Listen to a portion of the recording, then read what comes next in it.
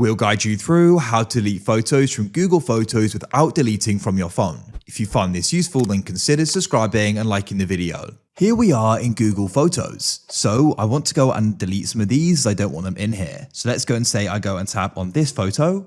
Then I go and press the bin icon in the bottom right. You can go and see it says allow Google Photos to delete this photo, and it's going to be deleting it from my phone library as well as Google Photos, which I don't want.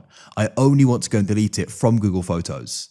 So to go and do this, let me press don't allow. You can press the back button in the top left. What you need to do is go to the top right of Google Photos and press your profile icon. You can then go down to Google Photo settings, find backup at the top, and you need to go and switch this off. With that switched off, then what you need to do is come out of Google Photos and open up your phone's browser like this. Tap on the address bar and you want to go and type in photos.google.com. Press go like so, and you'll need to go and log into your Google account if you're not already. I already am.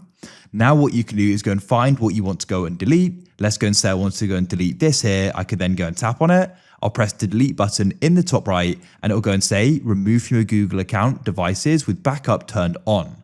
So we turn the backup off. So therefore, when we go and delete it, it's not also going to be deleted. So I'll press move to bin and that's it.